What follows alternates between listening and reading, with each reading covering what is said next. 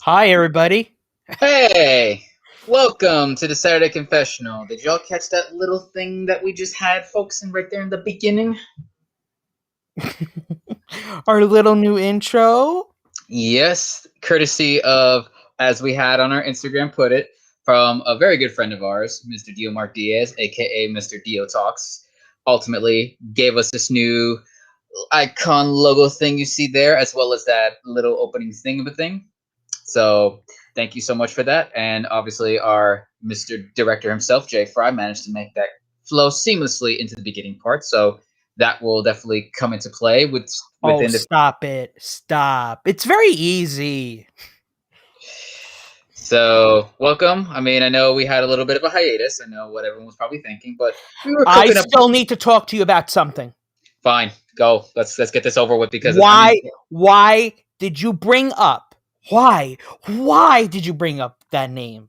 Why did you bring up that name? And why did you bring up why did you bring up that game franchise? Why? Oh, okay. Please tell me why. Okay. So listen.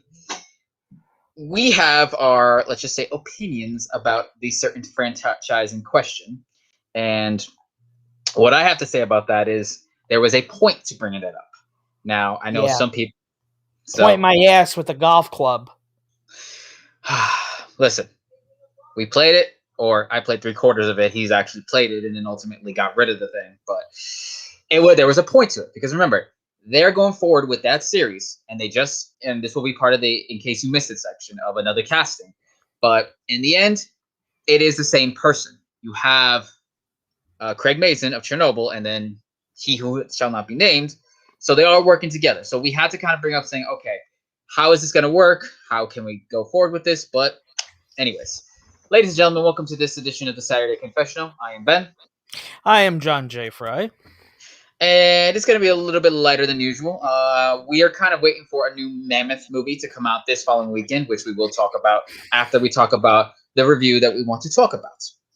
So without further ado, if you haven't been caught up, let's get into, of course, the most recent episodes of Falcon and the Winter Soldier. So let us just say, as a thriller, a conspiracy spy thriller, in vein of more of like Captain America Winter Soldier, it has been doing phenomenal when it comes to utilizing that genre, its characters, and as we had mentioned when it came to talking about the second episode, it's handling the themes and the whole, I guess you could say, the imagery that it wants to portray as staunchly as ever. It's doing it effectively, and that goes to kudos with the writers and the director and everyone involved. And this is where, if I could speak frankly, this is when you want to talk about those things, you can talk about them and do them well, and it's not more or less more engaging to really see that on screen, not like the in your face, on your nose type of stuff that we have gotten in the last recent years. But they blend it so well with talking about, Sam's character and then Bucky's character. And of course, the infamous new Captain John Walker character. So before we delve a little more into that with the recent actions, anything to add when it comes to those elements when it comes to the series, John? No, it's just, I mean, as we go along in the episodes, there are some things that as some people might say, nitpicking about. It's just, yes, it's enjoyable. I like Zemo as a villain. Yes. I don't want him to go away. I don't want him to get axed or killed, No. or Yeah, I yeah, don't yeah. want him to get. So, like, there's some things that I'm like, don't do this right now because this is too good, or this is this like no, you didn't have to go that way, and hit the head on the with this talking about this, and I'm like, this is not good right now. But That being said, what was we're talking about the second episode or third No, or no, no. So, all? because I think the last one we had talked about was the second episode, and then we obviously Okay, did not. So there third. was a All right, third where Zemo did come into the picture at that point. all So right. it was nice to bring him in. And obviously, they went to see Sharon Carter, and basically, they figured out the whole thing about the serum was taken from Isaiah Bradley from the second episode, and then ultimately, Bucky comes into contact with the Wakandans, noticeably Io from Right. the Civil War movie and all that, who want Zemo, which makes sense because of the whole King T'Chaka thing. But with the fourth episode, we go into the whole thing of them trying to get Carly Morgenthau, the leader or the big head of right now of the Flag Smashers, to kind of look, get your fight, but you're kind of going at it the wrong way. But then, of course, Mr. Oh, I'm the best soldier ever, John Walker comes in to No, try to I'm go, making a go, joke here, yeah, everybody. go, go, Just go. call him Homelander. Yes, because those two, in their own ways, with each show, with the two shows being different, it is synonymous with Homelander. This is a guy who, well, I'm not, and I know he's joking, but let's be frank. It's hard to humanize with Homelander because that is more or less the point of this character. Oh He yeah, he has no real emotions or any ties or anything to him other than his ego, his pride, and his fans. With U.S. Agent, aka John Walker, aka new Cap in the series, with the second episode, they did try to humanize him, and as we said in the last time, kudos to the actor for playing this role because he does it so well that the man is still to right now getting death threats and all of the bad things said about him, which it is still the stupidest thing to happen, yeah. isn't it? I'm like, this goes for anything, right? Yes. Movies, TV show, anime, video game related, anything. If you as a person cannot differentiate the character from the actor or the voice actor, I don't want to go into this, but I'm it's messed up and I mean, I don't Ben can attest. Get help, please. Like legit. Like, If you cannot differentiate the actor from the character, I yeah. Go yeah, ahead, so Ben. it's just that thing because again, this is the Wyatt Russell, I think is his name, son of Right. Kurt Russell, and at least too, from what I could gather, he doesn't really do social media, which is like good because obviously it's just more or less that. But again, this is a character that was designed to be hated because of everything that Captain America, Steve Rogers, had basically had put in place of a legacy. So the fact that this is more or less them trying to do, a repeat. And again, it's not for everybody, especially within, in the show world, the way the climate is with everything going on between superheroes and the international relations with the Flag Smashers and whatnot. But for him and the whole nature of trying to show him as in his own ways a complex individual. And this is a guy who more or less wants to live up to the Captain America title, but being stunted by the fact that the Flag Smashers are much more than him. Then of course you have Bucky and Sam being better at their jobs than he could ever be. And of course, when it came to episode 4, one of the best treats to come out of it, him getting his ass handed to him by the Dora Milaje, which it's That like as go that was one, and a lot of people said it. That's like one of those like, "Ooh, you fucked up. Ooh, you exactly fucked with the up." whole Because as us as fans, we know what's gonna happen. That's yeah. a And like tip of the hat. That's like a inside let's joke. let's get the allegory. Like in an alien film, you see the egg, you know what's in the egg, but you have the movie characters who don't. So when they're like, "What is this?" So Right.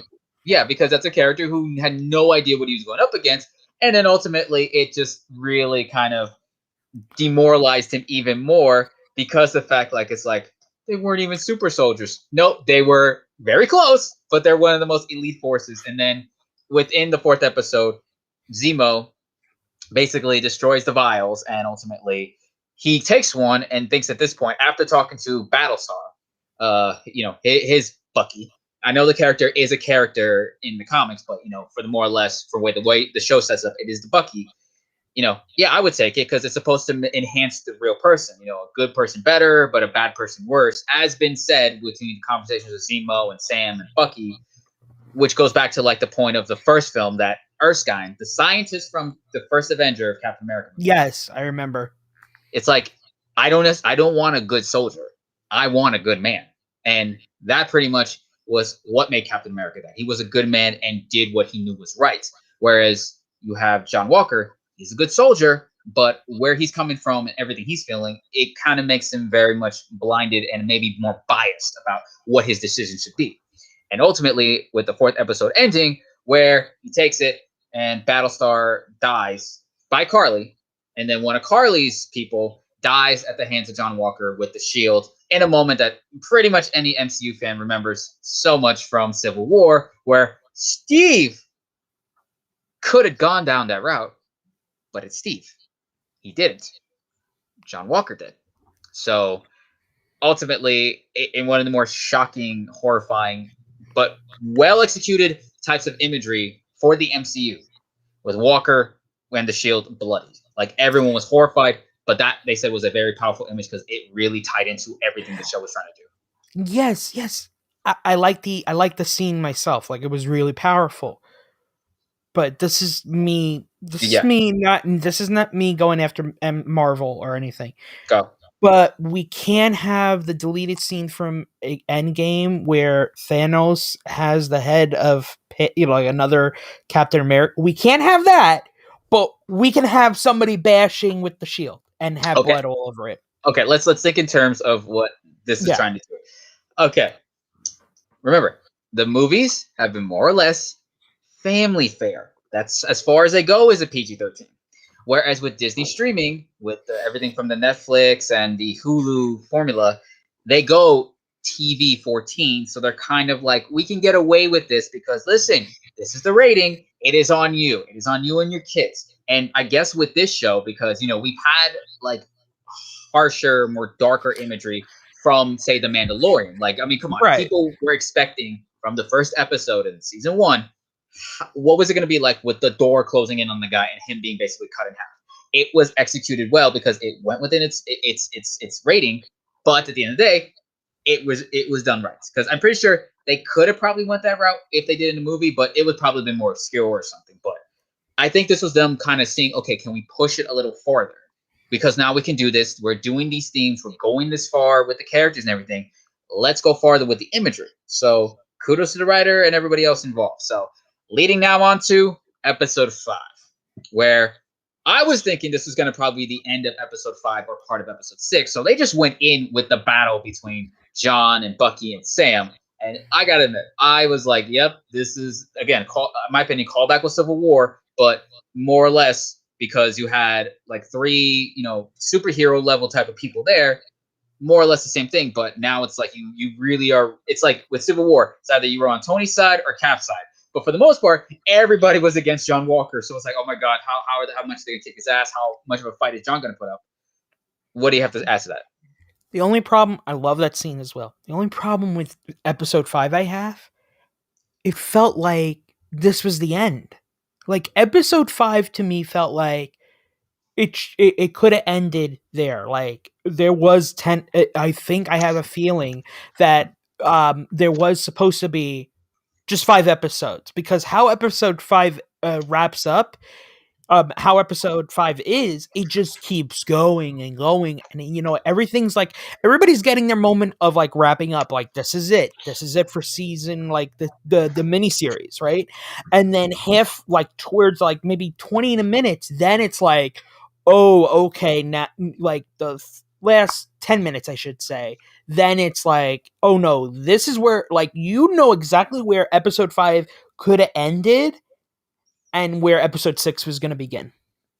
So I kind of felt that too. It just really felt like, okay, they're getting the story of it out the way, and I guess to set the thing up for the big stage. But that's the thing, you felt the story. Like, again, that's why I figured, okay, they probably would have saved the battle for 5 or 6 or whatever. But I guess they said, yes, John's actions had its consequences, and everybody essentially had to wait until they get the solid lead they needed.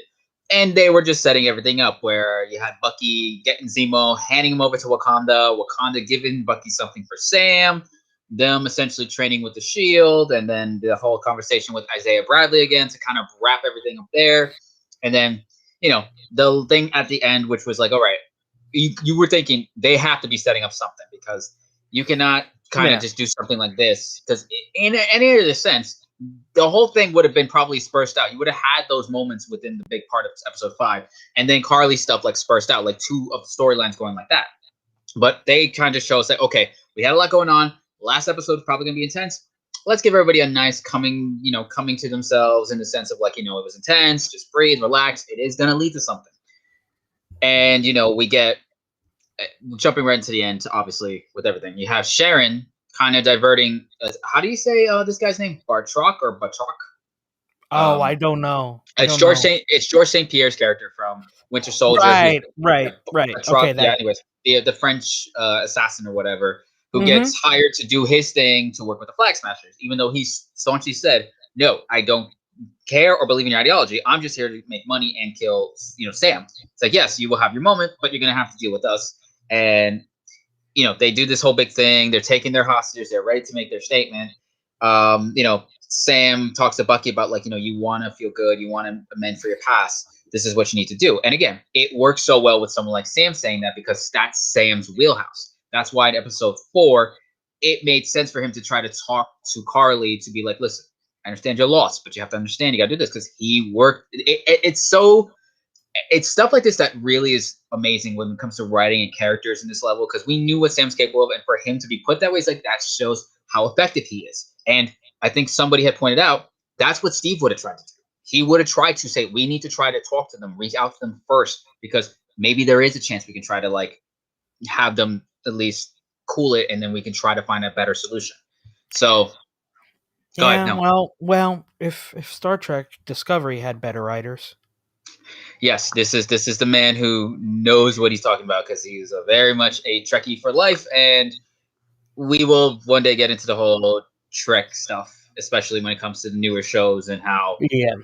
Yeah. But again, with the way sci-fi has been able to kind of take these issues and expand on them, with the way this show has done so well, let's just say there's times where what they had done with sci-fi kind of could be more or less like, nose in your face. So I'll just leave it like that. Yeah. But I guess I'll end it by saying, it's all the players are set, and then we knew it was going to end with them not revealing what it was the Wakandans did. If it was a new suit, I know what it is. It's the suit. I have a feeling it's probably both. It's a suit with the wings. Okay, so that's what I'm taking a guess. Yeah. Yeah, because as you say, it's either going to be something new with the wings, or it's going to be a new suit for him to be what we could speculate, but we're not going to do that, because, like, you know what? Let's hold those expectations, because we know what they're going to do, but we rather just say, okay, good. At least they're not that high up. And then, of course, we got treated to the one instance we get a post-credit scene, or like a mid-credit scene, where John Walker being upset that, oh my God, I can't. Oh, and the big cameo with Julia Louis-Dreyfus, or name of her character from Seinfeld? Yeah. Well, it was Elaine. Yeah, Elaine. Yeah. Which, correct me, her character has something to do with Hydra. I was gonna look it up later on, but if that's true, oh boy. Yeah. So the fact that it's like, oh, she's kind of coercing him and trying to use that he had held for her own agenda. So again, it was like, if that's a cameo, I mean, yes, you have people who knew Seinfeld, Elaine, and then her character from Veep, but it's like, she better really play into the bigger stories in Marvel. Oh, I don't think she's done. I think that was her introduction, and she's going to be the new bad for the thorn in this, almost like a thorn in the side. Okay, and so I just want to ask you before episode 6 comes, before we get to episode 6, do you think that this should be a show that continues and not like a miniseries? Do you think that this should be a show that is not like Avengers Shield? I mean, Agents of Shield. Like, right? It should be like how they shoot this part the same way. It's just connecting. It's like it's just a miniseries dealing with different issues, or what's going on with Winter Soldier and the Falcon. I would be up for them doing like say another miniseries or maybe like more. Mm-hmm.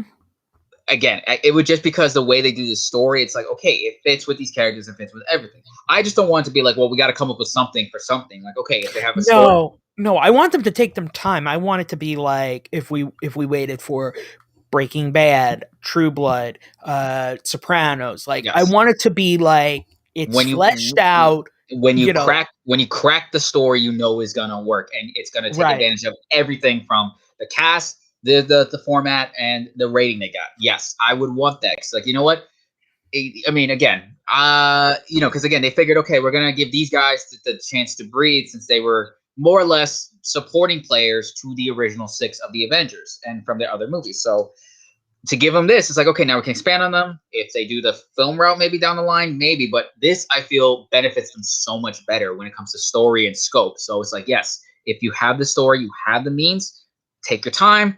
We can wait. We know that Feige has all this stuff planned out. So I'm pretty sure he's going to probably say, okay, if I can bring everybody back together and I can get the right story and the writers, we're going for it. So I feel like let's have our not high hopes up, but hopes up thinking, okay, if they can find the right story or like the right arc from the comics, yes. So, but ending off with this thing, with the big event, we had obviously with John Walker being wronged, even though, again, you could say it was the decision making, you could say maybe it was ego or just this whole inferiority complex of not being what he feels Captain America should be. The fact that it was a dishonorable discharge, if I'm not mistaken, and then ultimately the military saying, "Yeah, you're done. We don't want anything to do with you. You tainted us. Go away." Him basically making his version of a shield, which it's like I don't want to think that thing's gonna break the second it happens, because remember, people, the actual shield is vibranium. It's practically an indestructible material. So this whatever he's constructing, if it's more like symbolic of the fact that he's his own cap or something, or if he's thinking he could do something with this, it's like, we gotta see. But they really are setting the stage. So this better be, as big of a finale as it can be. I mean, when we talk about WandaVision and that finale, I feel like that worked with what they were going for with the show and the format and everything. This one being the genre it is, it works. So we are expecting something big. So, Yeah. so we will definitely be back talking about the finale and then obviously where everything can go. So that is our big other thing. Now talking to the big thing that's gonna happen at the end of this week, which you and I, sir, are planning on watching in our own separate ways. Do you want to do the what they done, the how it basically presents itself from the original two films? I guess so. All right, what is it? Mortal Kombat. Yes. And you're talking Yeah. to two men who were playing this damn thing when it came out on the Genesis. We were basically little kids, and our parents were like, "Oh no, yeah, you do any of that, you're gonna get in trouble." But you could basically rip up the heads. You could basically punch them in the nuts. Have fun. Just don't do this stuff in real life, otherwise. So we watched the first two. We watched. Well, let's see. I only watched parts of the recent web series Legacy. I know they Yeah. did a TV series before, and there was, I think, the cartoon was recent, right, on Netflix, or was that the old one?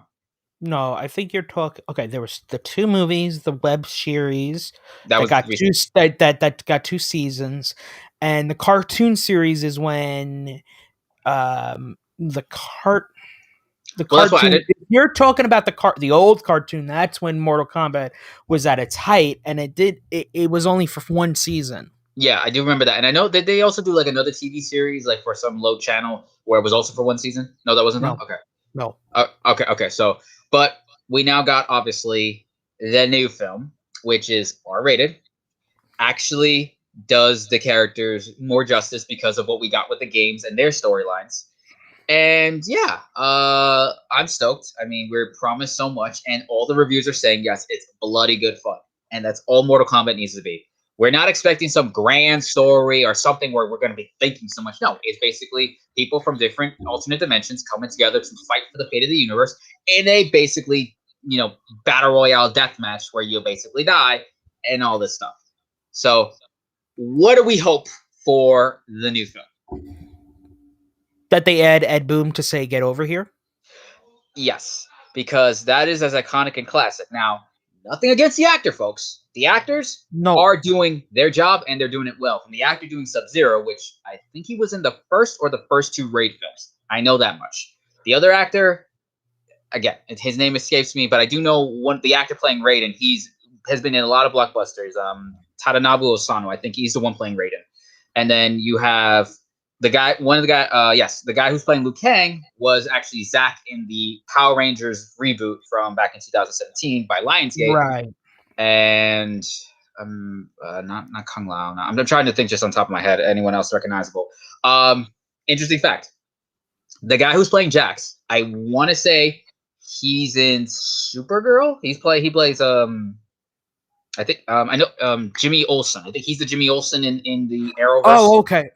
Yeah. Yes, Okay, for yes. Supergirl. Yeah. Yes, and then and funny story, podcast. This guy, me and I, listen to Double Toasted. One of the reoccurring the guys on the show, that's his brother, Makad Brooks, and I think that's I remember when they were talking about it. Right. And say, oh yeah, and then they're talking about how the guy who played Jax in the Annihilation film. I'm going by their joke here. It's like, he going up there. Tell him to take it down about 10 levels of black. Because it's at 11, which is like, I don't even think Jax in the games had that whole like, oh yeah type personality. And the only reason I say it like that because in Deadly Alliance they did that to that character. Whereas the other one, he was a straight military man. Second one, he was whatever, and the third one is where he got the arms. But I love the fact that it was Sub-Zero that fucking got his arms. Like, yes, violence, destruction, blood. Oh my god, am I being a fanboy? I want the carnage and the violence and the fatalities. Am I okay? So, but obviously the players are all for it, and of course we got James Wan producing this one, which it was interesting because he was supposed to produce this and the Resident Evil reboot, but he decided to step away from Resident Evil to focus on this. Which, from the few things we've seen with the reboot of Resident Evil, I feel like maybe he gave them a couple ideas, saying, "Oh, do it like this, this, and that." Because again, you figured someone like him would kind of set the stage and let everybody else. Because I even think we'd have to probably look this up, but I think the person or the people that were producing it were people he recommended, if I'm not mistaken. Because I know he recommended the people for this one, so he probably knew talent. Go. Well, I mean, when it comes to, and I was going to talk to you about this. They speaking about Resident Evil, they did their showcase and stuff, talking about Village and stuff, but they also showed off another trailer for the CGI Netflix show. Yes, I did. But it's I thought it was just going to be a movie. It says series in the trailer. Okay, all right. So because I know, and don't mean to jump you up, because I knew Netflix was trying to do a live action series, if I'm not mistaken. So this is something entirely different, or do you think it's that? Nope. Okay, so there might be. I don't know if the Netflix show is dead in the water, but the CGI thing, they've had this plan for quite a while because it follows the other CGI films. Like it's connected with sort of connected. But this takes place, they told us, a couple months after Resident Evil 4. Okay. So. Yeah, or a couple years, I should say. Yeah. Yeah, so things interconnect, and definitely we're going to be looking for that movie when it comes out and just check all that out. So, but as I stated, we just want the R rating, we want the gore, and I believe what they said was the whole conflict between Sub-Zero and Scorpion, which is very much an integral part within the mythology of the games, is supposed to be kind of like, you have everything else going on, but it's supposed to be one of the big main arcs in the movie because you got the tournament, you have the character, which I know people are like, well, where's Johnny Cage? It's like, I'm pretty sure they brought this character in to kind of be the surrogate for Johnny Cage to kind of, change things up. And this is where it's like, okay, it's fine to change things up. I mean, let's face it. Who did they bring in to? I'm trying to remember what he did. You know what? Let me just check real quick. The actor, I think he did a blockbuster. I'm just checking right now to just double be sure. All right. And yes, he played Shatterstar in Deadpool 2. He's playing the mixed martial artist who has lineage towards the tournament. He, I would think, is like the surrogate audience character to see this firsthand because the first films, it was Liu Kang, Johnny Cage, and Sonya as the audience characters. this is the guy that's going to come into this, having the connection, and ultimately dealing with all this. So, I forget what his name is in the movie, but yeah, like again, that's like something like, okay, maybe they'll bring Johnny Cage in later, find the right actor, because I mean, Lyndon Ashby killed it with the first movie. I mean, I just felt like, yeah, he was like prima donna asshole type of movie character, but he was effective. So I'll just say it like that. I mean, and the guy who played him in the second one, so. But any other like anticipations or hopes for what the No, more Kombat? I've been trying to stay. I mean, I've watched the trailers and stuff because Ben knows I'm Mr. Trailer person. I'm like, Yep. this is a quote that we've said around. Ben always says, "Okay, you're gonna wait for the trailer." I'm like, "Yep, I'm gonna wait for that goddamn trailer Yep. because give me the trailer, then I will judge." I Yep. don't So need. I mean, I like to see behind the scenes pictures and stuff, but that doesn't tell me what's going on in the film. yes. So Trailers tell me. yep, because then we know what the vision, the tone, all that stuff is. So at Mm-hmm. least when we Yeah. got with this, with the restricted trailer, it's like, yes, we know what we're going for, we know what Yeah. we're doing. So as with Godzilla versus Kong last time, he will be watching on HBO Max, as it will be doing the day and date both theaters and movie theaters thing. He Mm-hmm. will be watching from the comfort of his actual home movie theater, which is perfect in all its form. Whereas myself will be venturing out to the theater again in full biohazard suit with my Doom Guy mask on, filtered and Ha everything. ha ha ha. Well, no, Nice Doom reference. well, let me just show folks real quick, because I say that because I actually saw that helmet. I'm thinking, yay, if these were the masks that people wanted, I mean, come on. Tell me you wouldn't say, hey, I'm masked up, it's filtered, it's everything. Come on. Would you not be Uh, like, would you be that type of person? Like, I got the mask on. You can't say otherwise. they've. I know. I I say that mean, because, I would try to wear the Halo, the Master Chief John 117 helmet, but that's yeah, near or there. because this guy is an OG Halo fan. Mm-hmm. So, all right. Like I said, because everything was And slow and waiting for that Paramount Plus TV which show. I will comment. As much as Showtime does produce a lot of good shows, it's like in my opinion, it just would be a little weird to kind of see that on Showtime for Paramount Plus. I'm like, that is the format for something like Halo. Like the Yeah. streaming service is perfect for that. So no disrespect. I just got off of the fact that we ended our 11 season run for Shameless, a show that was more or less something to know that me and other people had watched for the last 11 to 10 years. So it's like, okay, Showtime. End up there's things like Homeland and Weeds back in the day, but it's like, yep, this channel's good, but something like Halo definitely fits better on a streamer. So, all right.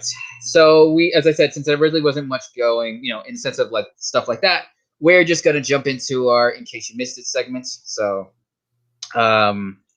again, only a handful of things, but one that I think you and I can arguably talk about, just because it is quite funny that it's decided to come back into the main zeitgeist of things, and you know I think we're gonna have our whole like, oh god, how bad are we gonna? We're gonna definitely have our own review of it, but I figured it's something just to kind of touch on because we did touch on it last time a bit, but Hang on 1 minute.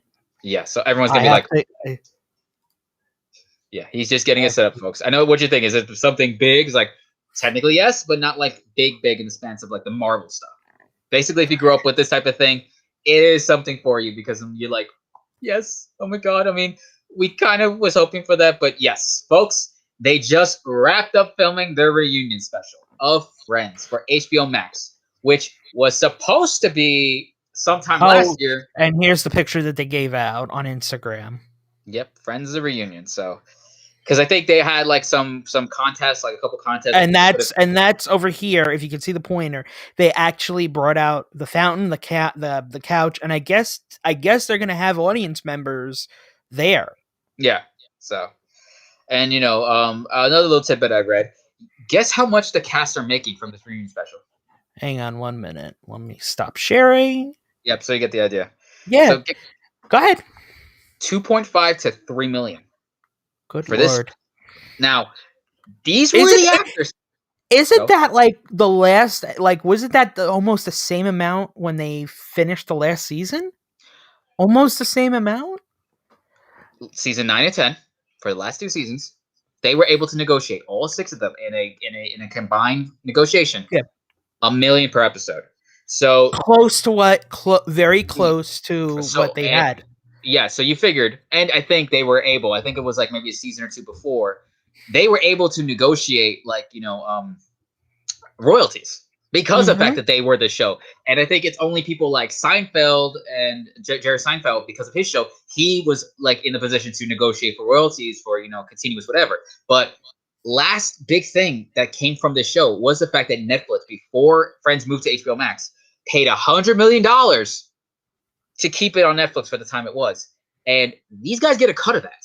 That's part of the royalty deal from anything further and whatever, unless they have to renegotiate because of those clauses there to say, like, yes, now we got to give them a cut from the royalties because of this. So the fact that they were able to command this money pretty much still shows how popular to this day, since, say, 20 plus years ago, this damn show came on, which I think, yeah, we're going to be coming up around 25, 1994. Yeah. Oh, yeah. I think it's almost. We're getting there. We're getting to Yes. that point. Yeah. So that it's something, because let's face it, we all could say we identify with the characters in some way. I mean, I could argue how much, if you listen to our podcast, how this man has more or less his own version of Chandlerisms when it comes to being sarcastic.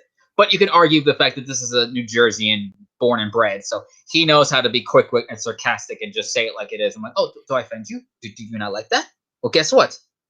I don't care. Yeah. So, but anything, like, obviously they're gonna. Well, we all with joking aside, but being funny and serious at the same time. Ben, we know who was the hangout of the group. We know who was not letting this reunion happen for 4 to 5 years. Come on, you can say it. You say it, because I'm pretty sure it's going to be interesting just to hear the J Fryer way of saying it. Who is it? Ross with his monkey. And to an extent, a bit of Jennifer Aniston, because I know she wanted to get taken seriously. Really? Well, no, but because remember, like, there are these rumors that, I mean, there was a whole thing on Kimmel. I know someone has their opinions about Kimmel, but I'm getting to a point with that. He had her on board and had, as I say, forced her to do a fanfic he wrote of Friends, where he played Ross. Rachel was Rachel. He rebuilt the set in his thing, brought in Courtney Cox and Lisa Kudrow to kind of just speak whatever. And, she looked annoyed and pissed. And he had to go on, I think, the following night to say, like, wow, people were surprised she was pissed. Man, she's actually a good actress. It's like, a part of me wants to believe she knew that there's that whole thing of her being pissed, that she wants to kind of move on from Friends. But it's also like, you are getting you're getting basically with the way that show was and the way you negotiated it. Yes, you are getting a nice revenue stream from that continuously being popular. But she's again built out a nice career with her comedies and the few drama roles she's had. So I don't want to say she was a holdout, but I'm pretty sure she was like, yeah, I would have to be the right type of material to return, because I knew basically when, say, again, I do remember this from back then, when the Sex and the City movie kind of became a thing, they talked about, oh, can the Friends do that? But it's like, well, Friends was a sitcom, Sex and the City was a comedy, but it was shot basically more or less how you could shoot a movie. It's kind of a different thing. So they were like, again, we don't want to just come back for something else. We want to come back for something special and something that means a lot to people. And seeing as how big it means to people, it's fine. And again, with Schwimmer, more or less kind of like, I don't know. It's like, well, if it's either the money, if it's either the fact they're going to do something different with Ross, or you figured maybe he just said, fuck it, I'll do it. Maybe people get off my back about it, because he's been doing directing gigs, and the last recent thing he did was that of note for in the popular zeitgeist was American Crime Story, where he did the O.J. Simpson trial, where he played Robert Kardashian. Right. Which So, I've again, seen that, yeah. Yeah, he did a good job. It's just the fact that, that probably was more or less, what he's done of recent that was popular, other than Ross. So, more to say about that is whatever, but I guess we will see what happens. But again, you have generations that are kind of basically coming back to this whatever and saying, oh my God. And I think the one thing that obviously people like, say, Matt LeBlanc, Matthew Perry, and even Courtney Cox said, the reason why it has sustained power has been the writing. The writers really went in to kind of give these characters life, and the situations kind of warranted themselves in that reality. And then ultimately, you know, say the same thing about Seinfeld. It was more or less like a true ensemble with both shows. It gave the characters their own stories, gave them time to own breathe, develop, handle the situations, etc., so forth. And it's the same thing, and I keep going back to it. It's the same thing with Star Trek, whether it be Next Generation, whether it be DS9 or Voyager. The writing in DS9, just in general, is the most best I've ever seen in a Star Trek show. DS9. But it all depends on what you have, who's in the back, cast and crew, who's there. It just goes back to a couple of years ago where I was telling Ben, I'm like, there's nothing on. There is nothing on. And now Mandalorian came out and I'm like, it's a breath of fresh air. Thank goodness. You have people who are passionate, want to give audiences their worth, and now with the streaming format and even how television has been for the last several years, again, we're given this material because at least it's able to kind of expand and grow with the stories and let them gestate organically to allow people to get invested. It's stuff like that that really allows these formats and these shows to allow people to enjoy themselves in this world and these characters. Right. So, okay. So next, another one is kind of like just a little review of something, because I know we talked about this when the first one came out. So, oh God. I'm just like that. So yes, folks, we got the trailer for The Hitman's Wife Bodyguard. I have such fond memories of seeing the first one in theaters, man, because we knew what the fuck it was. It was like the 80s and 90s when it came to action films. Simple plot, action, and the perfect leads to balance each other off, because you have essentially two men who are comedic titans. They know how to basically deliver, how to breathe, how to work off each other and improvise. Like, they're good dramatic actors, don't get us wrong. But in their elements, when it comes to comedy, they excelled, and they excelled well within that film. I mean, I would just remember me, you, and I think it was like either two or another person. We were laughing our asses off, and it's like, oh yeah, yeah, and I don't know if it was that one, but like we were laughing, and there were some people laughing, but I remember there were some people going, "What are they laughing at?"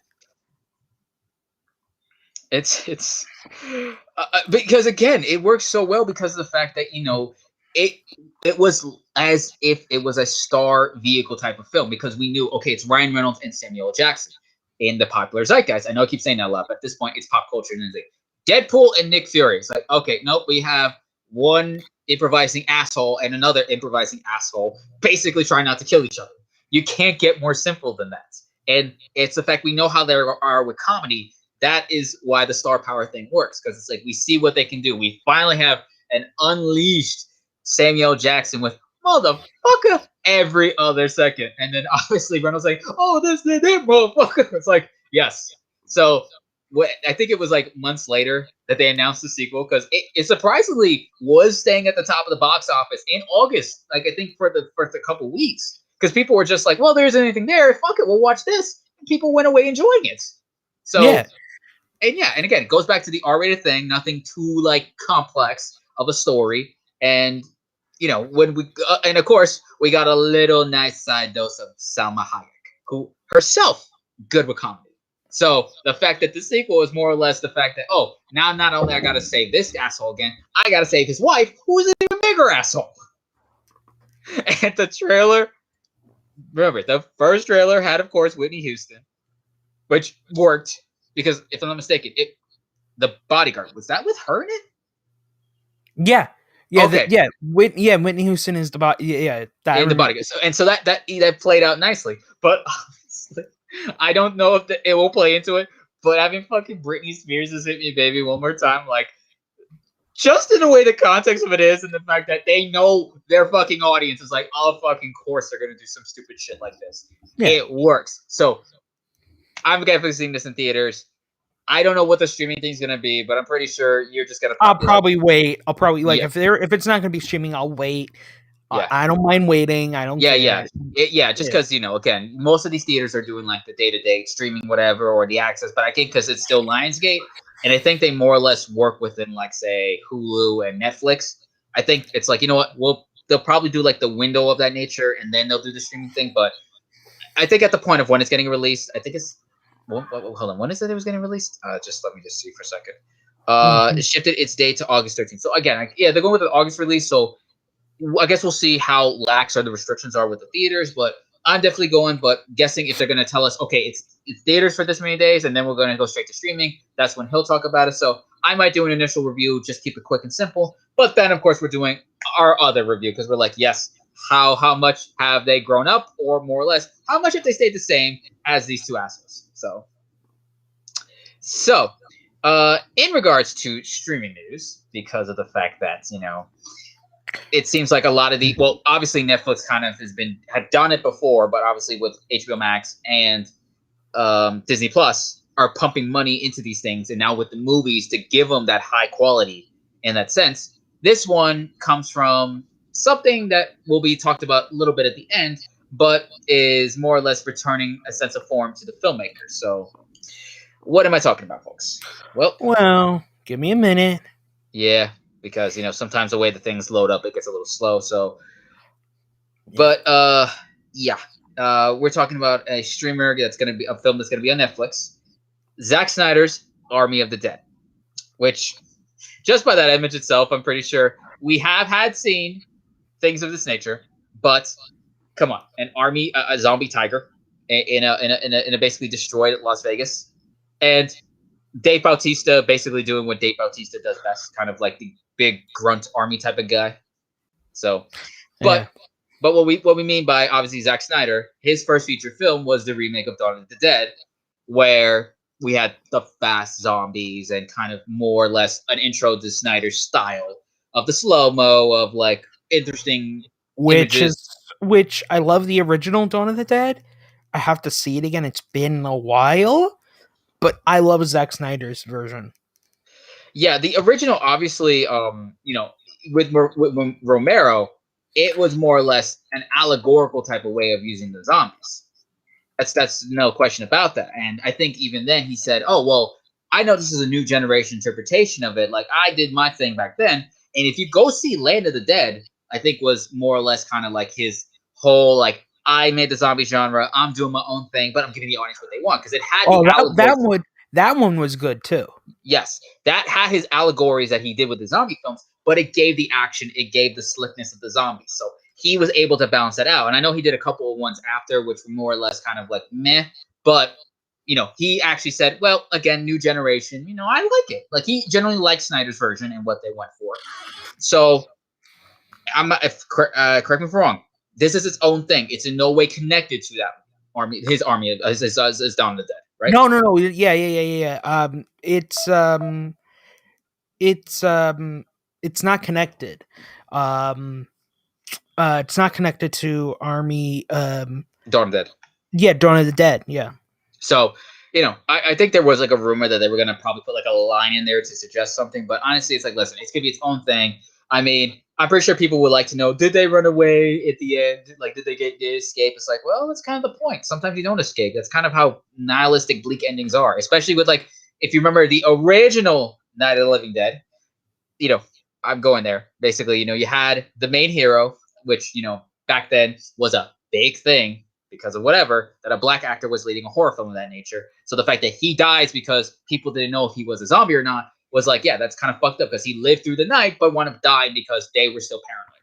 So the fact that did they die at the end of Dawn of the Dead because they were just, it was just bad luck, who knows? But obviously with this one, I think obviously they're going to talk into the whole Vegas setting and try to talk about like that environment, the fact that we're going to probably see Schneider unleashed and more or less probably his definitive cut, because with his recent films, especially with the one that came recently on HBO Max, it seems like he's able to breathe and do his own thing when it's a director's cut.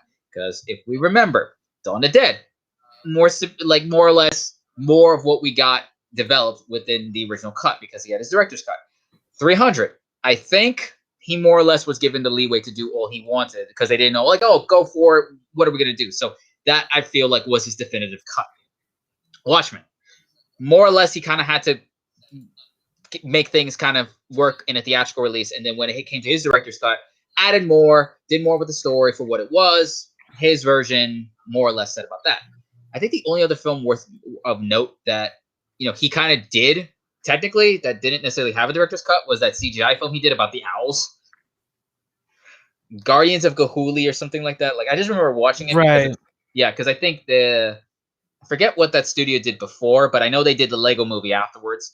But then, of course, we got Man of Steel, which I don't think had a director's cut. I think it was just released like that. No, Man of Steel was just released. Okay, and then obviously Batman v Superman had its That's extended the one. Cut. Yeah, that's the one. And then of course the one with Justice League. But I feel like with the streamer and the fact that I believe after everything that happened with Justice League and his personal conflicts, he decided to do this just to kind of get a fresh sense of just trying to be revitalized as a filmmaker, which I think helped. The fact that he kind of more or less went back to basics and was able to do his own thing, able to kind of work within his own creative rights. And it's like, all right, whatever happens, happens. But honestly, the trailer really sold me. I'm like, yes, this is definitely something that looks like it'll fit on Netflix. Snyder in an element that he's unleashed. And again, it's funny because when you look at, because I was talking with somebody when it came to Bautista, it's like, yeah, listen, we know Bautista is able to act to a certain degree. Like, we know he's strong in the right role. Like, if you saw him as in Blade Runner 2049, he was a replicant, but it's like he was that silent replicant that ultimately was as powerful as he was. The henchman role he had in Spectre, classic Bond henchman, was silent, was stealthy, was powerful, and more or less had like the last quippy line before his demise. Of course, his big breakout is Drax. I'm just like, whatever. I don't find humor in things, even though later on I do find humor in things, but I'm still my stoic asshole. So him playing this type of action-y part is in his wheelhouse. Like, I'm pretty sure we could take him as seriously as he can, but I don't expect anything much of that because, again, it's a zombie film. We're not looking for anything as Romero did in the past or anything. We're just looking for a fun zombie film. Anything to add on to what we were supposed to get in Army of the Dead? No, I'm good. All right, so I have two more stories, both involving casting stuff. One's gonna just be quick because I want to just focus on one character, one actor in this next story, because he's been killing it, being a specific character type of actor. But I feel like, okay, him here, this is gonna be an interesting thing, especially with how they plan on doing the next film of this, because it is a franchise. But yeah, as he pulls up the story, Mads Mikkelsen set to join for the 5th Indiana Jones film, which is set to be directed by James Mangold of Logan and Ford versus Ferrari fame. You could say whatever you want about Phoebe Waller-Bridge. I mean, the only thing I can remember her of recent memory was she played that one robot in Solo, which I'm like, all right, whatever. And I think Daniel Craig asked her to come on board for No Time to Die to help out punch up the dialogue or whatever, but we got to wait and see when that one comes out, which, funny enough, this was not... was he Lashif in Casino Royale? Was that his thing? He was Lashif? I think so, yeah. Yeah, and I think that was one of his first big things, him playing the Bond villain, which, again, when you get the right actor, they fit whatever role. And he seems to be the one that knows how to do villains so well, because he did that role. And I know he did it like one or two others, but I know technically he played the, I'm going to say, anti-hero in the Hannibal series on NBC. Because, yes, Hannibal Lecter is a villain. Movie villain, of course, by Anthony Hopkins. But the series is like, yes, this man is as crazy and methodical and ingenious, but he's like very charismatic, very manipulative. So it's a way he manages to help out the characters and whatever from the show. Because I've only seen a handful of episodes when it came to Hannibal, but it's like, yeah, the man is more or less an anti-hero because he has his own agenda, he has his own things going on, but he does his own thing.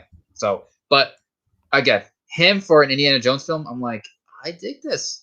If it's a villain role, fine. I mean, we know he played the father in Rogue One. Right. So he obviously does different things, but again, like it's kind of like interesting enough, back in Rogue One, Ben Mendelsohn, he played the villain. He has played the villains in so many films, but by his own admission, they're the most fun. So he's probably happy being typecast. So, and again, there's nothing wrong with that. You could, and again, it's interesting that he goes to play villains, and then Mendelsohn plays a Skrull in the MCU who were villains, but then we see no, they're more than that. They're obviously kind of more of a scapegoat for other things happening in like Captain Marvel, and then their little thing that happened in Spider-Man Far From Home. But judging by the fact that it is going to be Harrison Ford, obviously at his age, and Indy at that older age, are we expected to kind of go probably a little bit more from the last one? Like it's might be still be in that era of like. I'm just waiting for the trailer. Yeah, I want to go see it, but I would want to go see it, I should say, but I can't, I don't have the crystal ball, I don't know. Yeah, like it's more or less like, okay, it has to be like, okay, is Spielberg's influence still going to be here? What is Mangold going to bring to it? How are they going to do the whole indie thing? Because if you remember from King of the Crystal Skull, it's like, yeah, the man was playing an older indie, but he still had it. He still was up for the adventure, being the roguish intellect that he was, and it's like, yeah, a day hasn't gone by. He just got more experience and is progressing into the era of like the changing times, like the greaser thing back then, and that whole alien thing. Less said about that, the better. So hopefully whatever adventure he's on this time will be, worthwhile. And last thing to kind of note on that, our final story when it comes to that, Molina does discuss the fact that yes, Doc Ock is planning to return in No Way Home. So this movie has the worst web kept secret in the world. In the world. We knew about Tobey Maguire. We knew about this movie. We knew about who was returning. Okay, yes, I'm happy about all the Sam Raimi, but I'm like, I don't need. This is just me. I'm like, I knew about this. I knew he was going to come back. Yeah, like they announced whoever, and obviously with all the announcements that are happening, it's like, and I'm pretty sure this is kind of Sony and them kind of saying, okay, let's try to leak out or let certain press come through about just to get the hype up so that, whatever they plan to do, because it's going to come out at the end of the year. The movie, I think, is almost done finishing filming. So, but the fact that it is at least noted that, yes, Raimi stuff is going to be brought into here, which I didn't bring it up as a story because I figured, it's whatever. I want to see the trailer. Raimi just wrapped filming on the second Doctor Strange film. Now, Sam Raimi, something involving Doctor Strange and all that stuff. Is that considered a match made in heaven? Yeah, well, see. All right. When WandaVision, okay, before COVID, very quickly, it was supposed to be WandaVision and then Doctor Strange. We were supposed to go right into Doctor Strange. Now it's WandaVision, Doctor Strange, Spider-Man. They're all connected, and it's supposed to introduce the multiverse. Yes. So I mean, again, kind of what happens, but I think they were basically, redeveloping it and thinking, okay, let's finite it so that everything flows better. But, going back to obviously, with that, it's like, okay, if you recall from obviously his original trilogy, I would say yes, out of all the villains, Doc Ock was the more, I guess you could say, polished, because we had Green Goblin, and Willem Dafoe did do what I feel like was required for that version. Right. It just obviously even if I think from back then, it wasn't necessarily everyone's cup of tea because like really he kind of does this type of things. Like, well, it's Willem Dafoe, and again, there were moments like that in like the original comics and the cartoons. So again, again, Raimi I think was trying to mesh something that was he able to mesh the seriousness and the comic booky nature of it all. That's what he was able to do. But with Doc Ock, it was more suave when he became the villain, and it was like a more tragic hero type of story arc, which, if you knew Ock from obviously the comics and all that, it was just like a mad scientist character who went like that. So the fact that they went the tragic hero route or the tragic villain route, again, that was an interesting like flip on his character. And then of course, more or less said about Spider-Man 3. But, and as again, no surprise if you haven't seen Spider-Man 2, because out of that whole thing, I think 2 is heralded as kind of like, people like the first one, but I think people thought they raised the stakes and really improved with a lot of people I talk to very quickly think like 2 is like the best thing ever. I'm like, yeah. I mean, I like it, but it's not the best thing since sliced bread. But Sliced bread. Just remember back in the day, you just have to have a whole hunk of it and just make it into a sandwich. Anyways, Yeah. so obviously with this, it's like, okay, because in that film, he sacrifices himself to save it, and his big thing is, I will not die a monster, because again, it's even in the films thing, it's like, okay, so the artificial intelligence was able to basically manipulate and take over him to convince him to say, like, no, we're gonna do this, we're gonna finish. It's like AI like that in that type of movie, we weren't there yet. We are getting dangerously close now, as they say in the tech world. I say that because, obviously they've been saying this for a while, but it's like, all right, if this does happen and we go all Skynet, well, I guess we better get ready for those bunkers, but I digress. So him coming back to, if it's the multiverse and it's that coming back, it's like, okay, they're choosing probably the more polished one of Raimi's trilogy. And I think, if I'm not mistaken, Jamie Foxx is supposed to be coming back as Electro, where it's Yeah, not going to be. that's the rumor, and I think I've heard about it and Yeah. stuff. Yeah. And then, so again, they're trying to do all this stuff here. So again, this is all the rumors. And yes, we're saying it's best kept secret. So it's like, okay, I think they're at a point that they know stuff like this generates publicity, but they're like, okay, we're going to allow certain things to leak, and we're going to give the genuine publicity so that the hype can kind of go back and forth. So that, because regardless of the situation, even if you recall whatever was leaked from Endgame, I say Endgame because there wasn't really that much technically leaked or known from that film. Like, we knew they were going to come back. And it was like, that's the point of how that thing worked, because it technically was one big film, but they figured, let's just split it up just so it could kind of have, their whole reason for doing it. It was like, okay, Thanos technically gets the story and he wins, and then it's basically them avenging blah, blah, blah, whatever. So while that happened, it's like, I think they were at a point, was like, okay, we know what publicity we want, what we can tease people with. So I think they're kind of being like coy about like what information gets out there. So I feel like obviously this one is like more genuine, saying, okay, Alfred Molina, go ahead and talk about it. You know what you can't say, but just kind of give them their appetites wet with what Doc Ock is. So you figure more or less it's kind of like that type of strategy going forward, or you think with most of these big leaks, it's like, oh God, they don't know how to keep a lid on things. No, it's just as is. It's like whatever. All right. So wrapping up this confessional, folks, we have our big movie review stuff back. We will be doing more of them. Which was pre-recorded. Yes, that is that thing we're trying to do now. Because, with the confessionals, we try to do that. But for certain things, like with what we did our recent review on. So if you notice me with not doing a haircut and have a lot of hair, that's why.